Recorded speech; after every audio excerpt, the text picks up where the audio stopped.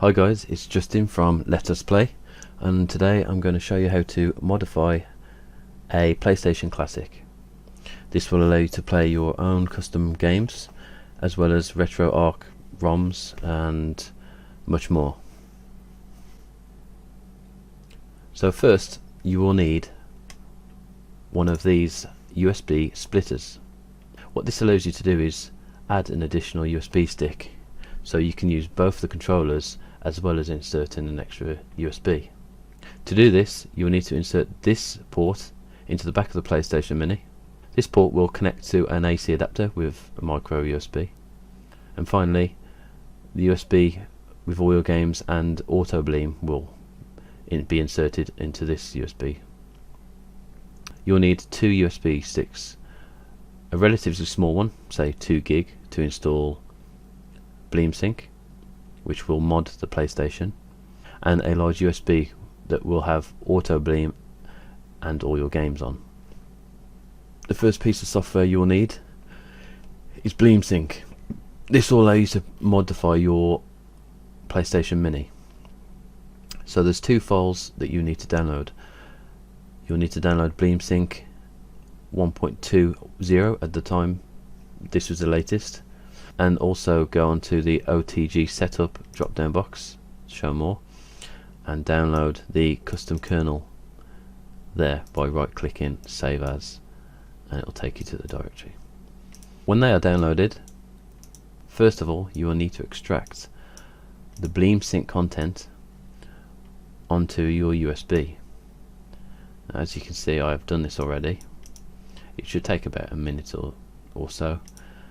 When you've done that, take out the USB and plug it into port 2 of your PlayStation Classic.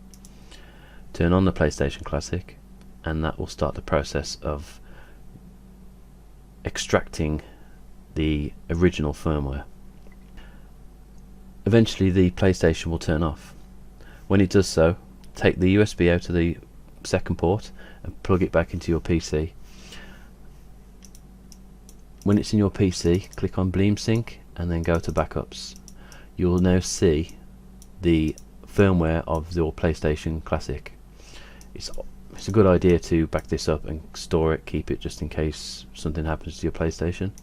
Then what you would need to do, if it hasn't been created already, you would need to make a folder called update and move the lboot EPB that we downloaded into this directory. When you've done so, extract the USB, plug it back into port 2 and turn the PlayStation back on. This will start flashing the PlayStation Classic. When that is done, you will need a large USB to install Auto Bleem. This is the application that will store all your games on the USB stick. So what we need to do is download either version. I downloaded the version with the themes, and you just need to, all you need to do is just double click on the zip file and drag and drop the content onto your large USB. As you can see, I've already done this, and I've also added a few games. So in games directory, these are all the PlayStation games that I've put on. As you can see, there's quite a few. And in ROMs, this is categorized by the console.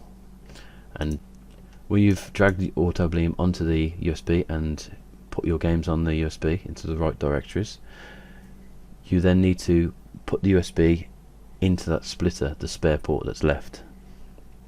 And let's see what comes up. Okay, there you go.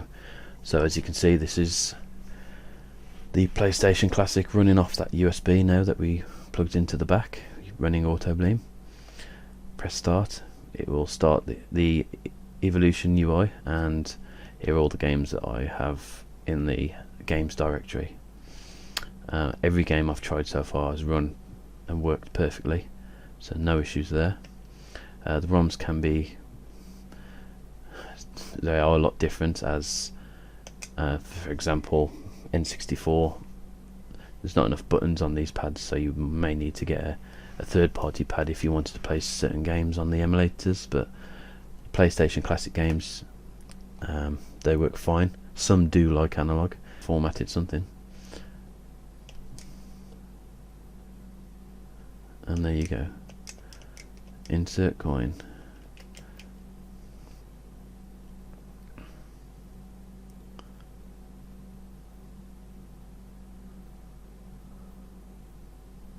If you could subscribe to Let Us Play, that'd be great, and hopefully we'll have some more content soon. I hope you enjoyed. Thank you very much, and see you soon.